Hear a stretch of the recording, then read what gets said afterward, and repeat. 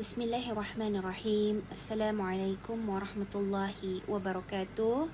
Pelajaran kita ni pada petang ini ialah pelajaran Tauhid Darjah 4. Bismillahirrahmanirrahim. Rabbi syrah li sadri wa yassir li amri wahlul 'uqdatam min lisani yafqahu qawli. Pelajaran kita ni pada hari ini ialah tajuk baru, iaitu percaya kepada Rasul-Rasul Allah. Bismillahirrahmanirrahim. Jadi, percaya kepada Rasul-Rasul Allah ialah merupakan pelajaran 2, muka surat 5. 1. Rasul ialah utusan Allah Subhanahu wa Ta'ala. Rasul ialah utusan Allah Subhanahu wa Ta'ala. 2. Rasul ialah seorang laki-laki yang diturunkan wahyu kepadanya untuk disampaikan kepada jin dan manusia.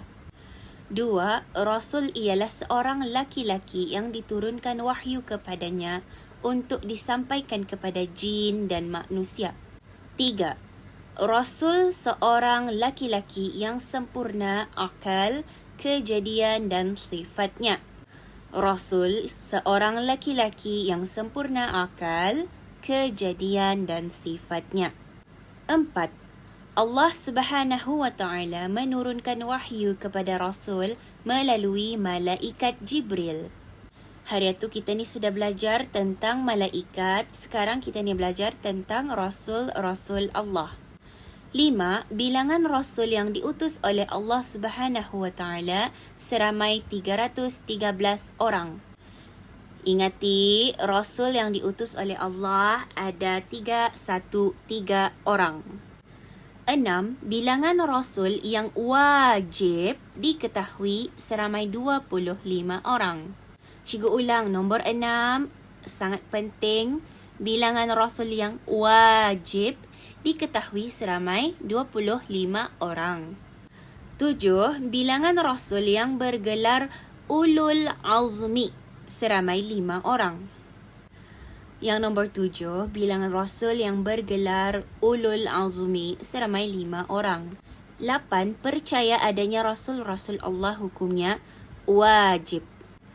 Wajib adalah hukum untuk kita ni percaya adanya Rasul-Rasul Allah. 9. Nabi Muhammad sallallahu alaihi wasallam ialah Rasul yang terakhir. 9. Nabi Muhammad sallallahu alaihi wasallam ialah Rasul yang terakhir. Muka surat 6, Rasul-Rasul yang wajib diketahui ada 25. Jadi, nama-nama Nabi ada di sini dan cikgu akan kongsikan kepada kamu lagu tentang nama-nama Nabi. Salatu ala nabi wassalamu ala rasul wal anbiya'il mursalin kulluhum mukramun. Blessings be upon Nabi, peace be upon the messenger and the prophets who were sent, all of them were honored. Adam, Idris, Nuh, Saleh, Ibrahim, Lut, Ismail, Ishaq, Yaqub, Yusuf, Ayyub, Shu'aib, Musa, Harun, Dhul Kifli, Dawud, Sulaiman, Ilyas, Al-Yas'a, Yunus, Zakaria, Yahya, Isa, والآخر الختم الأنبياء محمد المصطفى. الصلاة على النبي والسلام على الرسول والأنبياء المرسلين كلهم مكرمون. Blessings be upon Nabi, peace be upon the messenger and the prophets who were sent, all of them were honored. Alhamdulillah, yang tadi adalah lagu tentang nama-nama Rasul-Rasul Allah. Seterusnya ialah tugas-tugas Rasul.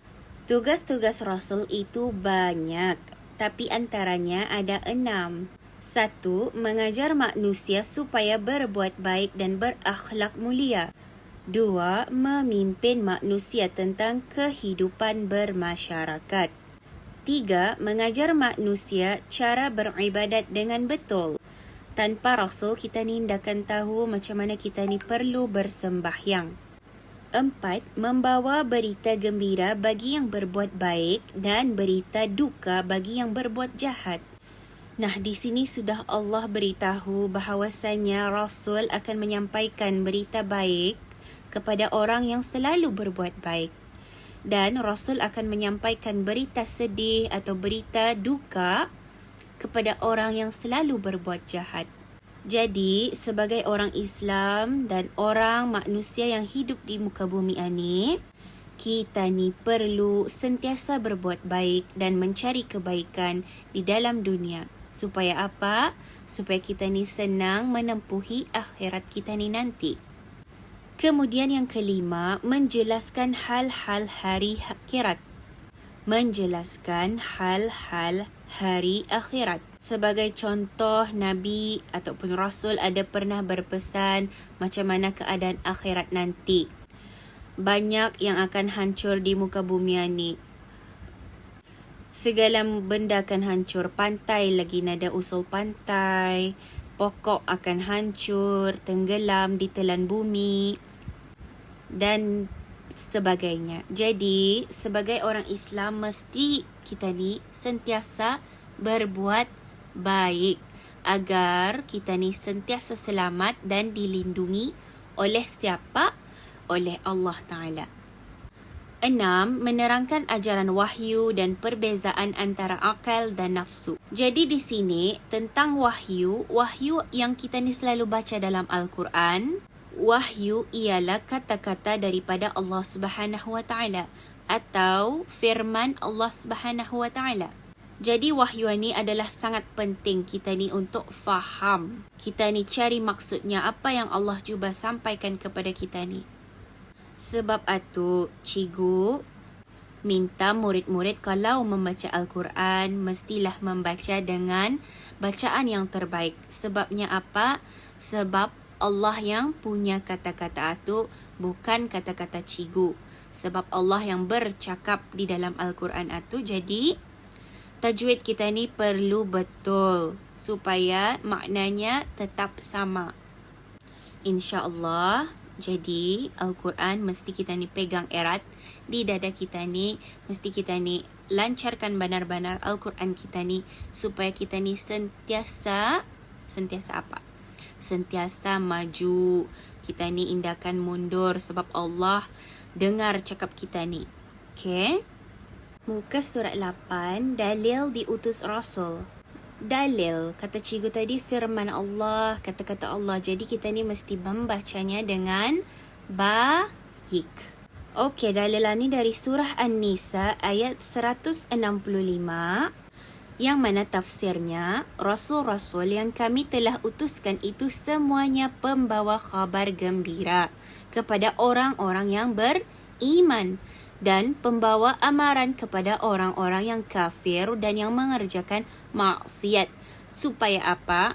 Supaya tidak ada bagi manusia sesuatu hujah atau sebarang alasan untuk berdalih pada hari kiamat kelak terhadap Allah Subhanahu Wa Taala sesudah mengutuskan Rasul itu. Dan ingatlah, Allah Subhanahu Wa Taala Maha Kuasa lagi Maha Bijaksana. Nah, artinya di sini Rasul akan membawa berita baik kepada orang yang beriman. Orang yang beriman ini orang yang mengerjakan salat, mengerjakan puasa, berbuat baik kepada orang lain, selalu tolong menolong, tidak membuli, tidak menipu dan sebagainya. Tapi Rasul juga membawa amaran kepada siapa? Orang yang berbuat maksiat, orang yang indah suka sembahyang, orang yang indah suka puasa, orang yang main-main kalau bersembahyang, orang yang banyak berbuat dosa. Sebagai contoh, menipu ibu bapa, menipu siapa adik-beradik, menipu nenek, menipu guru dan sebagainya. Itu Rasul akan memberi amaran. Jadi supaya apa?